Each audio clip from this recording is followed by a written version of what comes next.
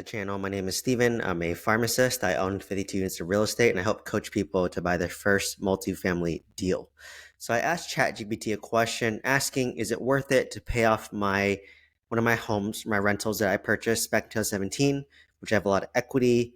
I locked in a 3.125% interest rate. It rents out for about $4,100 a month the same tenant since 2019 who takes care of the property. They pay on time, but obviously since I bought it in 2017 till today, it appreciated from 800,000 to about 1.4 million dollars. So and obviously for me this property breaks even. Is it worth it to sell this property and lose my nice interest rate, lose leverage, lose one of my rentals, and use that to pay off my primary residence, which has a mortgage of $5,500 per month? So this is exactly what I asked ChatGPT. So to summarize, I own a house that's worth $1.4 million that rents for $4,000 a month. Is it worth it to sell this house, which has about $800,000 equity, to pay off my primary residence, which has a mortgage of $5,500 per month? So remember, I bought for $800. I put roughly 10% down, so $80,000 is from me. And over time, this naturally appreciated about $80,000 per year on average, and I have principal pay down of roughly about $1,500 per month if I were to kind of average it out. So basically, ChatGPT is doing analysis for me, which is really nice to get impartial opinion. But let's break down the rental property. So it's worth about 1.4 million. The mortgage balance is about 600, which leaves $800,000 equity. The monthly rent is $4,000 per month. The primary residence, so the value, it's probably around 900, and the balance is about 850 because I only put 5% down, so roughly around 800 probably by now. And not much equity, and my monthly mortgage payment is about $5,500 per month, which is $66K per year. So obviously, hard to retire if you have a mortgage to pay, right? That's why most people work, because they bought too much house. Like clearly I could afford more than a $900,000 house. I could probably afford and push it for like a 1.5, $1.6 million house, but then I knew I would be tied to my job more. And if you have a bigger house, property tax is more, you need more things, and it's more expensive to clean and upkeep. Christine and I, we like to keep things very simple. We like to keep things very minimal. And that's great traits to have for somebody who wants to retire early. So, okay, let's look at option A. So option A is keep the rental. So this rents for $4,000 a month, which is $8K per year. And that's gross, right? Expenses is taxes, insurance, maintenance, vacancy management, about 40%. So it's saying my net income is $30,000 a year. So this isn't factoring in my debt, right? So, my mortgage right now is like about $3,000 a month. So it's about $36K a year. So this property is actually break even, and it took me a while to get to break even, because how I got to break even is since 2019 until today, I raised the rents twice by 200 each. So I went from 3,700 up to 4,100. The same tenant. Wasn't very aggressive in the raises because that market in the Bay Area, it's not really a renter's market; it's more of a homeowner's market. So my tenant knows he's getting a great deal. Like if you were to buy the house today, it's worth $1.4 million. And then you're paying like minimum 10 to 12,000 bucks per month between property tax, insurance, your mortgage balance, especially given today's interest rates of like 6.5% to 7%. So he's getting at least half to 1/3 of the price, right? And for me, because I locked in I bought a 4% interest rate, and then during COVID, I refinanced it to 3.125. It reduced my monthly payment by about $400 per month. So combine me raising rent by 400 and reducing the mortgage by 400, it went from like a negative $500 a month cash flow to like kind of a break even. Maybe makes a little bit of money, but HOA went up over time. They have special assessments, and insurance went up. So there's just things that it's kind of like a break-even property. And keep in mind, I self-manage this property so that I don't have property management. But if I was paying property manager, I would be cash flow negative. So all the reasons why it makes sense for me to sell this property. Should I move towards retirement, and should I move towards financial freedom?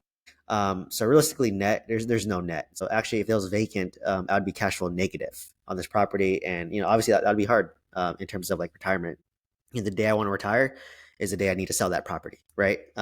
So that's really ingrained in me, and I'm still working for now. probably work for a few more years, but I may hit a situation when I have kids and a family where, I don't want to work full time. Maybe I want to work part time. Maybe I'm willing to take an easier job that's more flexible, like a remote job, a hybrid job that allows me to be more flexible and prioritize work-life balance, and be okay with getting paid less money. So here, let's just, for the sake of this example, going back, let's just say I do make $30,000 a year, and it's not cash flow, but like principal pay down, all that. My return equity is about 4%, right? So that's not that great. Like I could probably throw the money in a high yield savings account through Ally Bank or something like that, and make 4% return my money, or throw it into treasury bills and make 4 or 5% pretty passively, right? So not the greatest return equity that has built up over time, right? And option B is sell rental and pay off primary. So obviously I would eliminate my mortgage, which would save me about $66,000 a year in cash flow. And then that $800,000 is enough to basically wipe off my whole loan on my house. So I'd be debt free on my primary residence. And what I would do is I would honestly pull a HELOC on my primary at 80 to 75% loan to value. So if my home's worth $1 million, I could roughly get about $750,000 to $800,000 in a HELOC, and I would use that money for like fix and flips. If I want to go that route, I can do that for my new construction BRRRR strategy, which I talked about in my last video, where let's say they sell a home for $300,000. If I pay all cash, and by all cash I mean I'm using my HELOC, I can get a 10-15% discount. So I'm buying it at, let's say it sells for $300 new, I can buy it for $270. And what I do is I would buy it cash, close fast at a discount.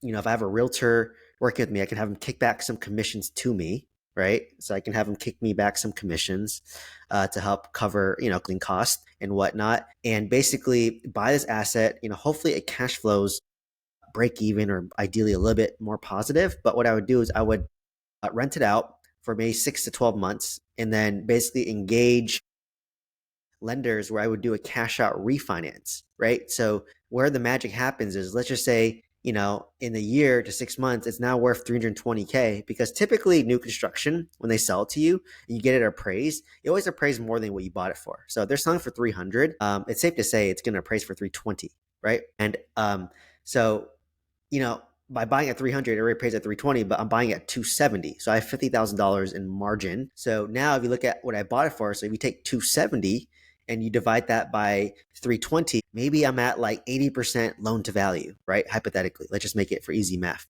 And what's beautiful is your cash out refinance is 80% loan to cash out. So basically whatever money, the 270 that I bought this at, actually, let me calculate this with my calculator. Let's just say, okay, the home sells for 300, right? And let's just say I can buy it at 270, which is a 10% discount. And let's just say it appraises after a year at 320. So that's roughly about 85% loan to value. And some lenders may allow you to do 85% cash out to refinance, but your interest rates will be higher. Your amortization may not be 30, it may be 20, 25. So it might be hard to cash flow, but let's just say I can do an 80% cash out refinance. So basically I pull out most of my money, but I'm leaving 5% in the deal, which is roughly about $16,000. And if I can only put $16,000 in a deal and it still cash flows a little bit, and I can basically get a new construction, like I would do that all day, right? I could buy like 10 of those and basically have about 160K on my HELOC, which hopefully the cash flow from those 10 properties would cover the HELOC, or I just can pay out the HELOC myself because, I still work a W-2, right? So this is a nice strategy that I've been thinking about, and kind of talking myself into paying off this house sooner so that I can do that right now, because I think the new construction builders are getting hit hard because they're so desperate to sell, and there's not much demand because it's hard to qualify, right? It's hard to qualify given these high interest rates, and a lot of layoffs are happening. There's a lot of uncertainty right now. So if you wait to the end of the quarter, you could strike on these deals, especially end of the year. Like if you wait till like October, November, December, you can find some really good deals, and they're willing to play ball, especially if you can close fast, right? Because the ball's in your court, and especially if they have a lot of inventory on hand. So you can come in, buy this, and then only put like 16K in the deal and get a really, really, lower cost basis and all that. So anyways, huge side tangent, but let's look at the cash flow comparison. With keeping the rental, it's saying that I'm getting $2,500 a month in profit, which is, assuming I have a paid off mortgage, which I don't. So right now, I would say the only value I'm getting is principal pay down. So it's about $1,500 a month, roughly. Versus I pay up my primary, it's 5,500. So basically, that's $4,000 a month in boosting my cash flow by selling this property. But now I'm not leveraged as much, right? So I don't have two properties appreciating on average 3% per year. I only have one property appreciating 3% per year. But obviously, I get peace of mind, and it really allows me and Christine to step away from our W-2 jobs or just to be part-time. Right. So let's look at some long-term considerations. So, keeping the rental, obviously cash flow is going to be lower. Pay off my primary, it's going to be higher because I'm basically losing a break-even property. So my real estate portfolio still cash flows 10K a month. If I'm being honest, like selling this property doesn't affect my cash flow, but I can wipe off my mortgage, which would lower my expenses by $5,500 a month, which is significant, right? So now I just wiped off my largest expense ever. And in both situations, keeping the rental equities tied up, if I pay up my primary, it's tied up, but I would be able to have a HELOC on it so I can do the new construction BRRRR strategy, which I was talking about earlier, where I could buy new construction at a discount and hopefully rent it out and then hold it for a year and then do a cash out refinance to pull out the money and then cover the HELOC, right? Taxes, obviously, if I sell, I pay capital gains tax of, it's on a sliding scale. I think it's like 0%, like 10%, 20%, something like that. I forget. But like the first, I think 100,000 is like tax free. And then the next 100,000 to 500,000, I think is at 10%. And then anything above 500,000, it's going to be at 20% tax bracket, which is obviously less than my ordinary income tax bracket of 50%, right? No, I'm in a high tax bracket. So you're paying capital gains tax and you're paying depreciation recapture. But what I thought about doing is, let's just say I had a remote job and then Christine didn't work anymore. I could move back into this property and then live in there for 2 years as a primary residence. And what's nice about that is I could basically, because it's a primary residence and I'm married, we can write off $500,000 tax free, right? So let's just say in this example, I bought for 800, it's worth 1.4, and let's just say after all the fees and whatnot, let's just say it's so that's $600,000 in profit, right? Essentially, right? $600,000 in profit. The rest was principal pay down. The rest was the down payment I put in there, right? So I have $60,000 in profit. So if I lived in it as a primary residence, essentially I could wipe off $500,000 and only pay actually zero taxes because so I have $600,000. Wipe off $500,000 tax free because I'm married and it's my primary residence for the past 2 years. I have $100,000 left, but the $100,000, the first $100,000 is tax free. So that's not bad in taxes, right? But let's calculate my taxes.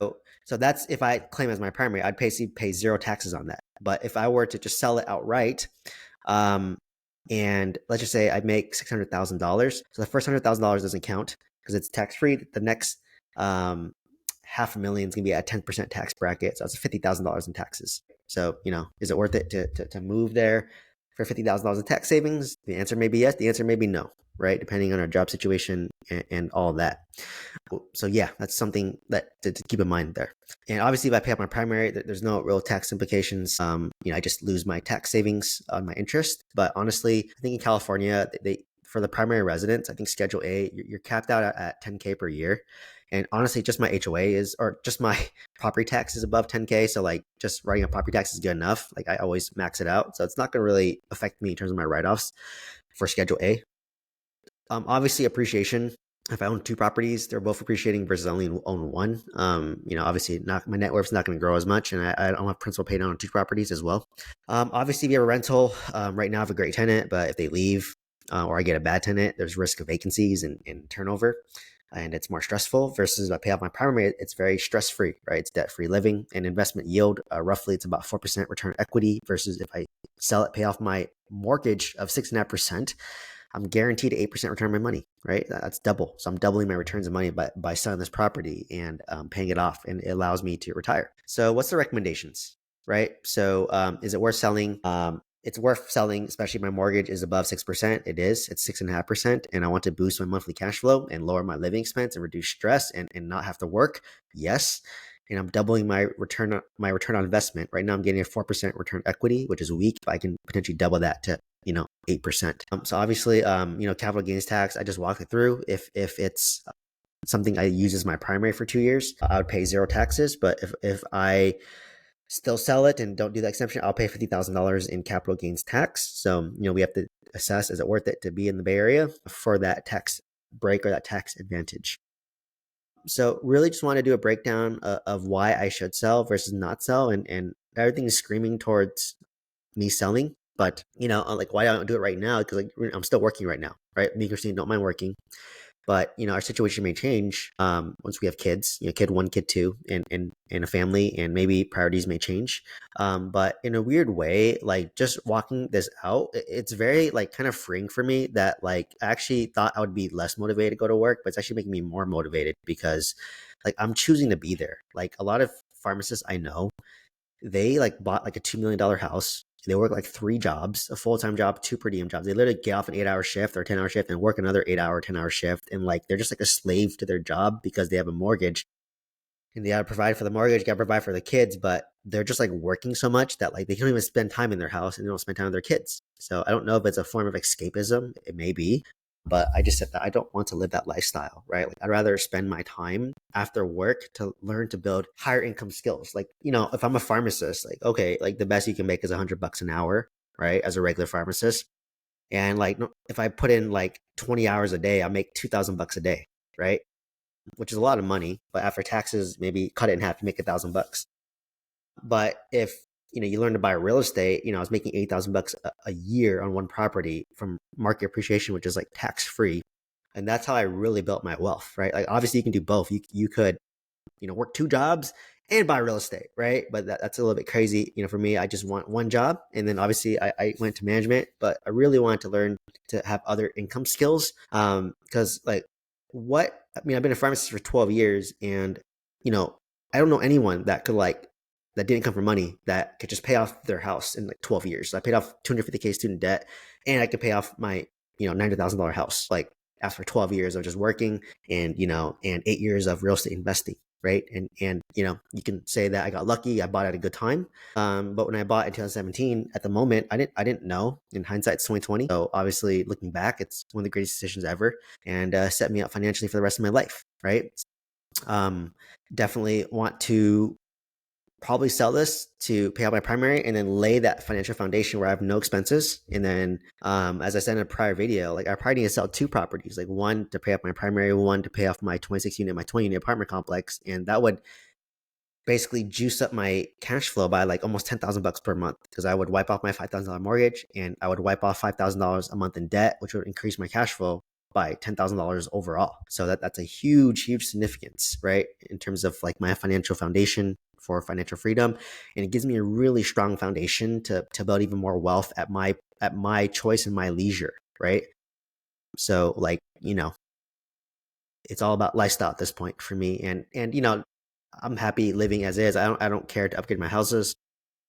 I prioritize like time freedom and simplicity and really living life on my terms and doing what I want. Cause like this is a nice house. Like, maybe when I'm retired, maybe I'll be like living overseas for like 3 months at a time. And then I come back here for 3 months and live somewhere else for like 3 months at a time. Right. So it's really just that optionality to do that and live life on my terms. Obviously kids will have a say in this as well, but that's just really my objective. So anyways, hopefully you found value from this video, and it kind of gave you perspective on like if you own rentals, like should I sell some to pay off my primary? And to me, I think it really does help boost your financial position for early retirement, right? Because it's just nice not having to like worry about your largest expense, which is rent or a primary residence, right? And obviously primary residence in Los Angeles and California, it's 2 to 3 times the cost of renting, right? So maybe you don't have to have a paid off primary, but maybe you're just renting and you found a great place where they haven't really raised your rents that much relative. Like I was living in Santa Monica on Ocean Avenue for like $2,000, like a month in a small studio, but like if I were to get the same condo there, just the HOA was $1,000 a month. So literally like half my rent was the HOA for a lot of condos in that area. And I was living there for like I think $2,300 a month, including valet parking, right? So anyways, if you want to buy multifamily real estate with some guidance, click on my link tree down below. You can see the links to my courses, my coaching. You can also send me an email there if you want a discount code. Otherwise, check out my free newsletter as well. Please like, comment, subscribe. Hope to see you in the next one. Thank you so much.